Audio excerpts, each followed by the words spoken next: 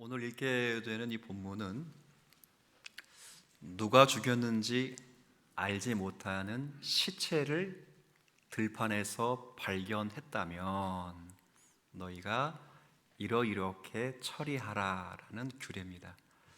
성경에 이런 규례가 있다는 것이 조금 생소합니다만, 이런 일을 만나게 될 때, 장차 가나안 땅에서 이런 시체를 만나게 될 때 어떻게 처리해야 할까 하는 것에 대한 규례입니다. 오늘은 이런 규례를 살피면서 이 규례 속에 담겨 있는 하나님의 의도가 무엇인지 하는 것을 점검하면서 우리에게 적용하도록 하겠습니다. 본문의 시작은 가나안에서 일어날 수 있는 한 미지의 사건을 가정함으로 시작이 됩니다. 1절에 제가 읽어드린 말씀처럼 내 하나님 여호와께서 너희에게 주어서 차지하게 하시는 땅에서, 가나안 땅을 가리키겠죠. 그 가나안 땅에서 피살된 시체가 들에 엎드려진 것을 발견하고, 피살된 시체란 원어상은 뾰족한 기구로 관통상을 당한 시체, 이런 뜻입니다. 그러니까 예리한 칼 혹은 뾰족한 기구로 베이거나 관통상을 당해서 죽은 시체, 이런 뜻입니다. 근데 그 뒤에 나오는 그 쳐 죽인 자가 누구인지 알지 못하거든 이라는 표현을 보면 이 시체는 타살당한 시체일 가능성이 높습니다. 끔찍한 일이죠. 범인이 누구인지 알지 못하는 그런 상황입니다. 이럴 때 어떻게 해야 하는가, 이게 2절부터 나와 있습니다. 어떻게 해야 될까요? 요즘 같으면 일단 경찰에 신고해야 되겠죠. 경찰에 신고해서 시신을 일단 수습하고 나면 사고 경위를 조사해서 범죄자를 색출하게 될 겁니다. 근데 제가 이렇게 이야기하는 데에는 사실 오늘 규례는 범죄자를 색출하는 규례가 아닙니다. 이 피살된 사체를 죽인 사람이 누구인가를 찾아내는 규례가 아니란 말입니다. 만약에 찾아내는 규례였다면 이 규례가 길 필요가 없습니다. 왜냐하면 하나님은 대번에 하시거든요. 그렇죠? 성경에 보면 역대기의 말씀 보면 하나님의 눈은 세상을 관찰한다라는 표현을 쓰고 있고요. 욥기 16장 9절에 보면 더 재밌는 표현이 있는데 하나님의 눈은 날카롭고 뾰족하다, 이렇게 되어 있습니다. 그러니까 찾지 못하시는 것이 없다, 그런 겁니다. 하나님은 찾아내시는 하나님이십니다. 아담과 하와가 범죄하여 하나님이 먹지 말라고 하는 선악을 알게 하는 나무의 열매를 먹고 그들이 두려움에 빠졌죠. 그래서 하나님의 얼굴을 피하여 동산 중앙에 깊숙이 나무 숲속에 숨었을 때 하나님은 정확하게 찾아내셨습니다. 아담아, 네가 어디 있느냐? 바꿔 말하면 왜 거기 숨었느냐, 이 말이죠. 하나님의 명령과 정반대로 니느웨로 가지 않고 다시스로 가는 요나가 하나님의 명령을 듣기를 싫어하고 하나님의 낯을 피하여 배 깊숙이 숨어 있을 때 하나님은 그를 정확하게 찾아내셨습니다. 하나님은 찾아내시는 하나님이십니다.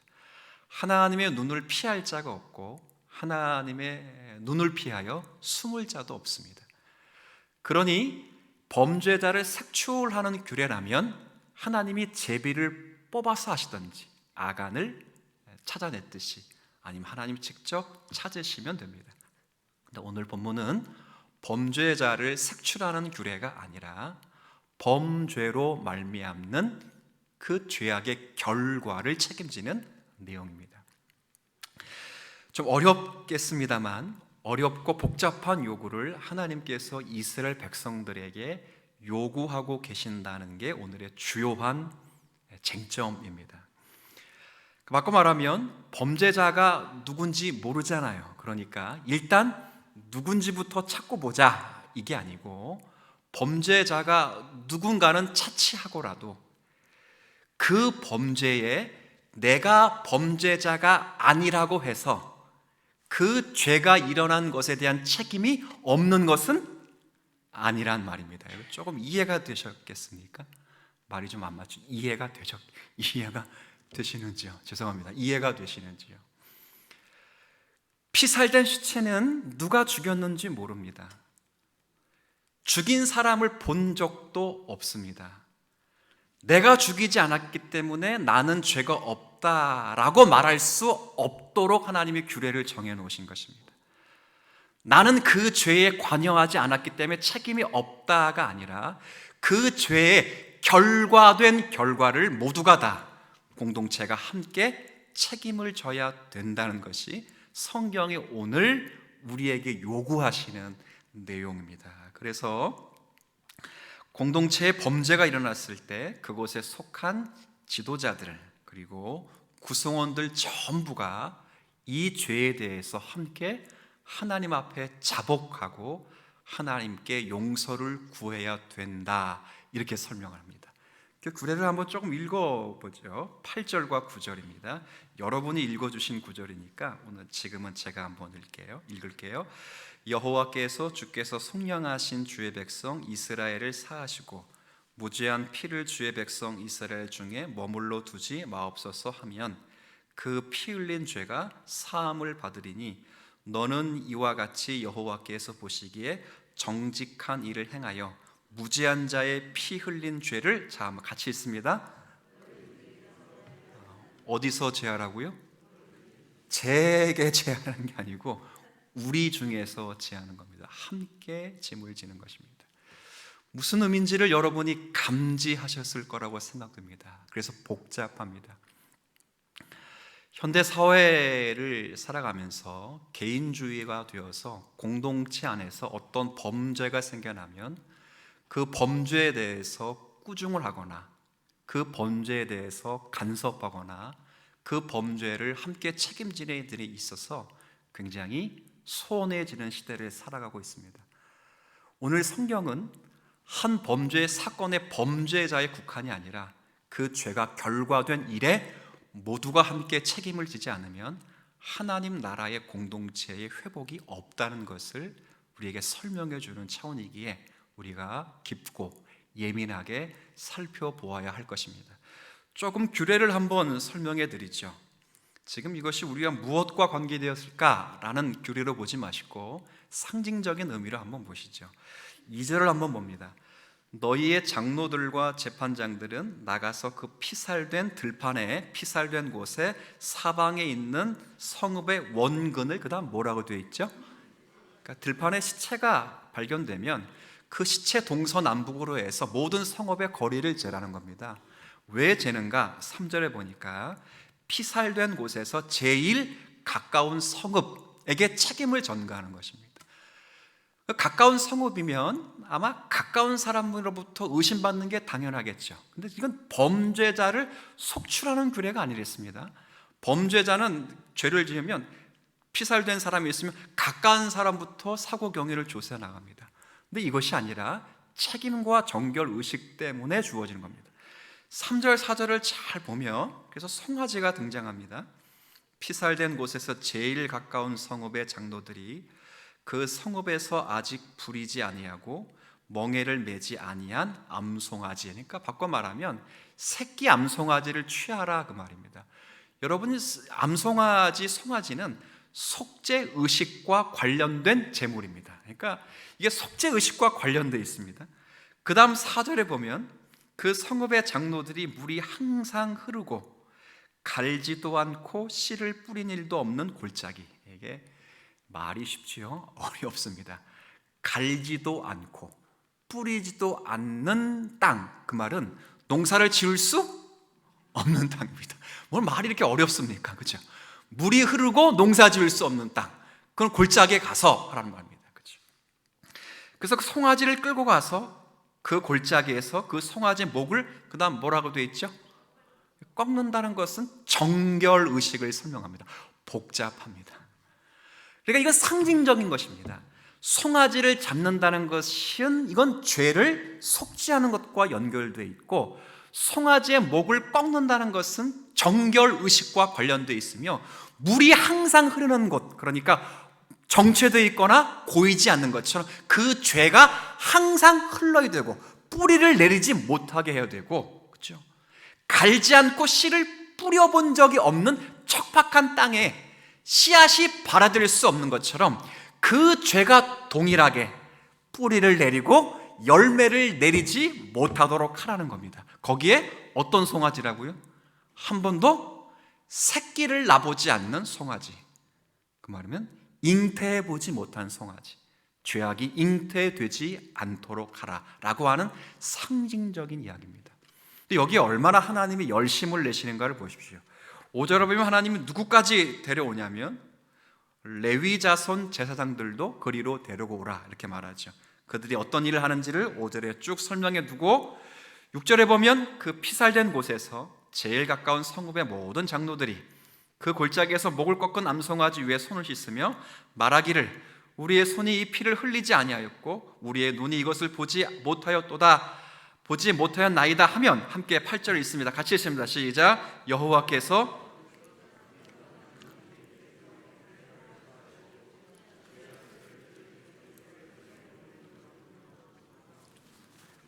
그 피 흘린 죄가 사함을 받으리라. 아멘입니다. 네. 여기 하나님이 제사장들까지 불러다가 하나님 앞에서 이 모든 것을 꺼내놓고 자복하고 용서를 빌라고 하시는 겁니다. 사실 이 피살된 시체는 지금 자복하고 용서하는 사람들과 아무런 관계가 없는 시체입니다. 그 시체가 놓인 성읍에서 가장 가까운 성읍에 이 사람을 죽인 일이 사람이 없는 성읍일 수도 있습니다. 그럼에도 불구하고 하나님이 그 결과를 책임지게 하십니다.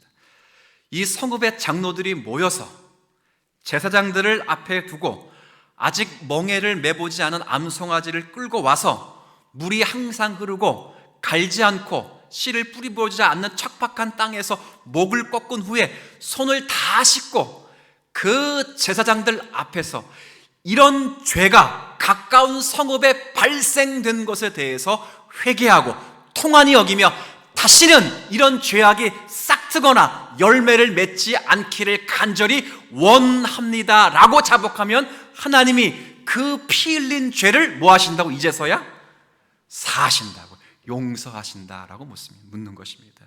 이게 오늘 본문입니다.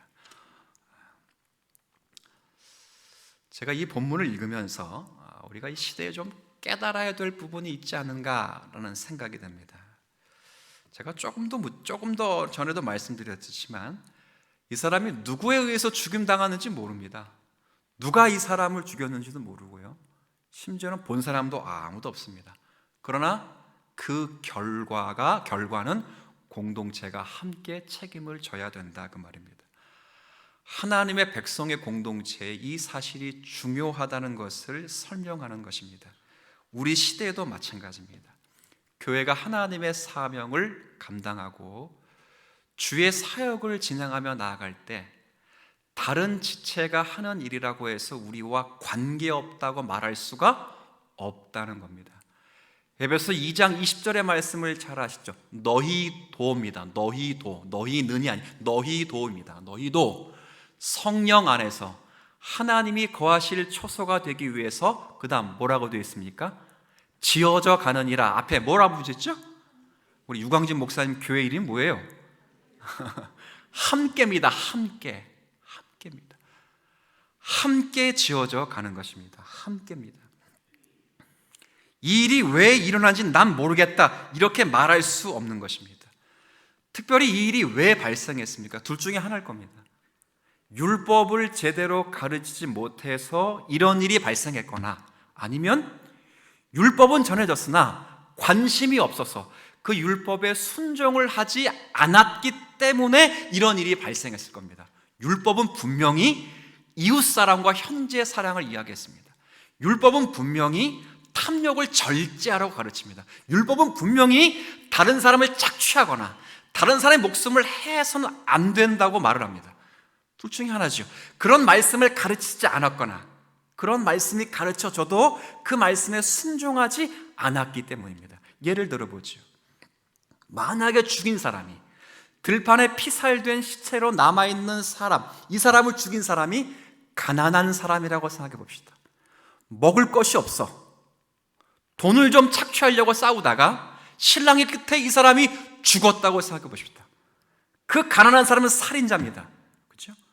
심판을 받아야 됩니다. 그러나 하나님이 지금 말씀하시는 것은 그 가난한 자가 먹을 것이 없어 그 사람을 상해할 때 자리에까지 가게 한 그 책임이 그 가난한 사람 개인에게 있는 것이 아니라 그 어디에 있다고요? 공동체에 있다, 그 말입니다. 성경은 율법을 통해서 고아와 과부를 먹이며 보살피며 나그네를 대접하며 레위인들을 공궤하라고 말했습니다. 이 시대에서 나만 잘 먹고 잘 살면 되는 것이 아니라 내가 먹는 것이 준하여 먹지 못하는 분들에게 혜택이 돌아가지 못하면 그건 나의 실패, 나의 신앙생의 실패가 아니라 그건 교회의 실패요, 이스라엘 공동체가 무너지는 것이라고 분명히 가르쳤습니다. 그러니 만약 가난한 사람이 범죄자였다면 그 사람이 그렇게 되기까지 그 사람을 방치한 전체의 책임을 무관하지 않는 것이지요. 제가 살인한 사람을 두둔하려고 하는 것이 아닙니다. 이 살인한 사람은 하나님 앞에 반드시 심판을 받습니다. 하나님은 찾아내십니다. 그리고 하나님은 그의 모든 것을 심판하실 것입니다. 그러나 다만 그런 사회에 악이 나올 수밖에 없도록 만든 책임은 우리가 져야 한다는 것입니다. 교회에 한번 적용해 보죠. 교회는 악이 발생하지 않도록 하는 일에 책임을 집니다. 교회 가운데 어떤 한 성도에게 악이 발생하게 될 때 교회가 할 일은 악이 발생한 그 사람을 정죄하거나 비난하는 일이 아닙니다. 절대 아닙니다. 악이 발생할 수밖에 없는 죄악을 통한히 여기면서 함께 짐을 지는 것입니다. 이게 오늘 본문의 이야기입니다. 여러분, 고린도서 5장의 말씀에 보면 사도 바울이 한번 잘 들어보십시오. 음행한 일을 판단하라고 이렇게 말합니다. 이제 고린도 교회에 어떤 음행한 일이 있냐면 이방인들도 안 하는 음행한 일이 생겼습니다. 그게 뭐냐면 아들이 아버지의 어머니와 부적절한 관계를 즐기고 있었던 것입니다. 그러니까 친모는 아니겠죠. 아버지가 새 아내를 맞이했는데 아들이 그 어머니 계모와 지속적으로 부적절한 관계를 맺습니다. 다 교회 다니는 사람입니다. 고린도 교회를 다니는 사람입니다. 근데 바울이 책망을 할 때 음행하는 자를 책망하는 것이 아니라 음행하는 자를 가만히 내두는 교우들을 책망하는 것입니다. 왜 책망하느냐? 거기 보면 통한히 여기지 아니한 것에 책망을 합니다. 이 통한히 여긴다는 것은 애통한다는 말입니다.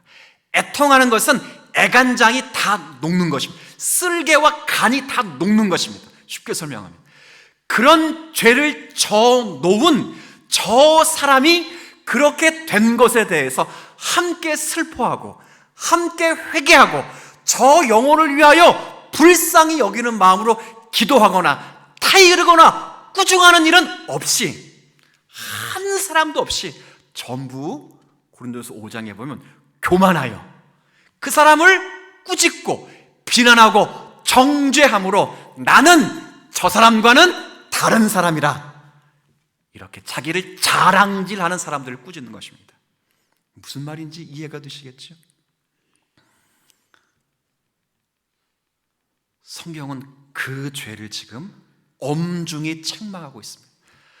음행한 자가 나쁘지 않다, 이건 아닙니다. 음행한 자를 사탄에게 내어주라고 말합니다. 출교시키라 말합니다.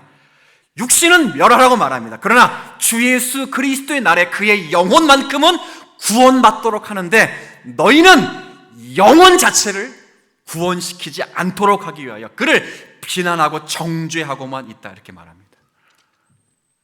굉장히 두려운 것입니다. 여러분, 신앙이 뭐지요? 신앙은 우리 주님 사랑교회 중요한 모토로 자리 잡고 있는 것처럼 로마서 12장 15절의 말씀입니다. 제가 전주를 하면 여러분이 후주를 하면 됩니다. 모르지 않습니다. 주님 사랑교회를 다니는데 모른다, 둘 중에 하나입니다.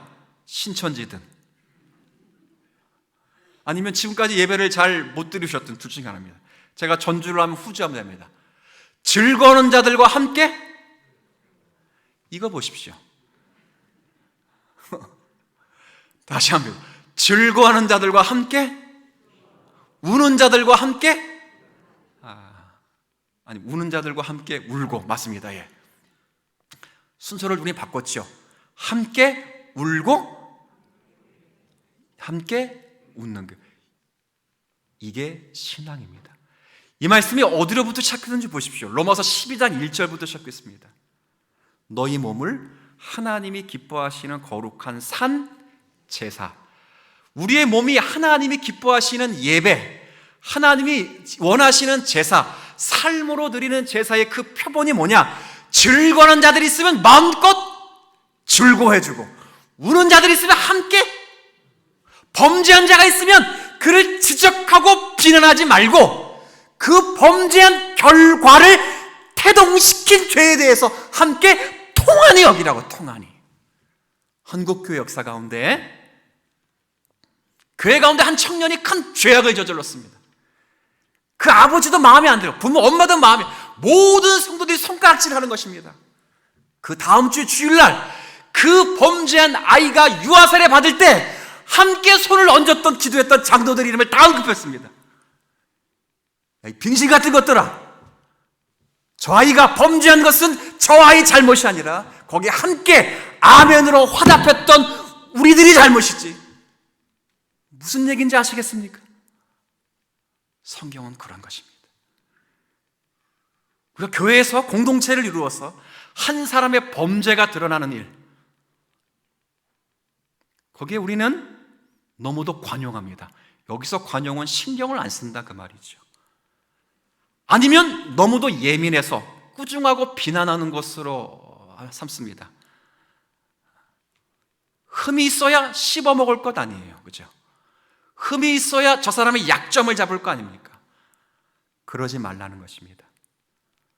옛날에, 지금도 그런지 모르겠는데 팔이 부러져 본 적이 있습니다. 근데 팔이 부러지면 깁스를 하면 이 팔에다가 끈을 하나 묶고 그 끈을 어디다가 걸고 다녔죠? 왜 이렇게 걸고 다녔는지는 이해가 안 됩니다. 그죠? 그냥 들고 다녀도 될 텐데 걸고 다녔습니다. 목이 무슨 죄를 졌습니까? 목이 이거 부러지는데 무슨 죄를 졌어요? 목이 뻣뻣해서 손이 부러졌습니까? 눈이 잘못했지 목이 잘못하진 않았습니다. 근데 목이 책임을 지는 것입니다. 함께 책임을 지는 것입니다. 이건 한 개인의 실패가 아닙니다. 한 사람의 똑똑함이 문제가 아닙니다. 한 개인의 실패가 공동체의 실패며 의와 공도를 세우고자 하시는 하나님의 나라의 거룩성의 실패이기 때문에 하나님의 일에 대해서는 실패하는 교회가 되기를 않길 원하셔서 하나님이 이 문제에 대해서 열심을 내시는 것입니다. 이걸 분명히 하셔야 됩니다. 물론 세상은 그렇지 않습니다. 세상은 그렇지 않습니다. 세상은 자기끼리도 싸웁니다. 한참 진보, 보수, 당대표 다 선출했잖아요. 지네들끼리 엄청 싸우지 않냐죠. 자기네끼리도. 이해가 안 됩니다. 자기네끼리 싸웁니다. 세상은 그렇습니다. 약육강식의 사회가 되어서 강한 자는 점점 강해지고 약한 자는 점점 약해집니다. 그리고 약한 자는 약한 자이기 때문에 약한 겁니다. 저가 못나서, 저가 게을러서, 가진 것이 없어서, 배운 것이 없어서 제가 실패자다. 모든 사람이 약자에게 책임을 떠넘기죠. 이런 우화를 들어보셨습니까? 어느 숲속, 큰 숲속에 말라리아 질병이 들어와서 숲속의 모든 동물들이 멸절되길 위기에 처해 있었습니다. 그랬더니 숲속에 왕인 사자가 드러나서 총애를 소집하는 것입니다. 야, 이래서는 안 되겠다. 으르렁거리면서 모든 동물들을 다 소집해놓고 이렇게 말합니다. 지금 이 사회에, 이 공동체에 말라리아 질병이 들어온 것은 필시 우리 중에 어떤 죄를 지은 것 때문에 그럴 것이다. 죄 진 놈이 누구냐?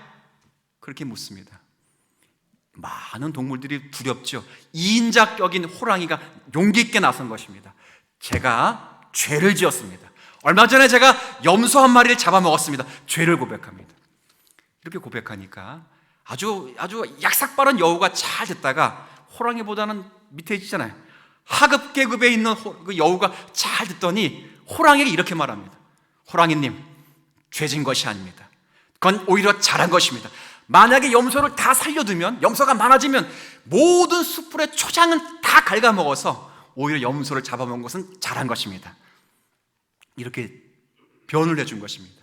판세가 어떻게 돌아가는지 잘 보입니다. 그러니까 그 다음에 약한 동물인 표범, 그리고 늑대, 순서대로 전부 고백하는 겁니다. 그 밑에 계급 구조에 있는 동물들이 다 고개를 끄덕거립니다. 이제 하다 마지막까지 왔습니다. 힘이 없고 늙고 병든 노새 한 마리가 드디어 마지막으로 자기의 죄악을 고백합니다. 제가 얼마 전에 죄를 지었습니다. 내가 심지 않은 밭에 들어가서 무와 배추를 갉아먹었습니다. 일제히 손을 가리켜서 네가 유죄다, 너 때문에 말라리아가 이 질병에 들어왔고 우리가 다 죽는다, 이렇게 돼버린 겁니다. 제가 뭘 말씀드리냐면, 이 시대 이 사람은, 이 사회는 전부 약자에게 그 모든 것을 전가시키고 맙니다. 그러나 우리가 속해 있는 공동체는 그렇지 않습니다.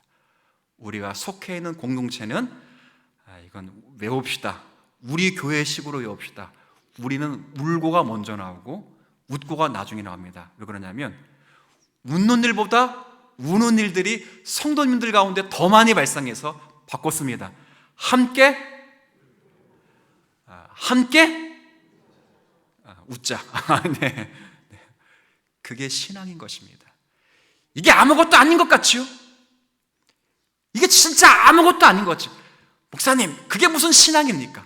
그게 신앙입니다. 하나님의 교회가 거룩해지는 방법입니다. 이걸 제대로 하지 않으면 안 됩니다.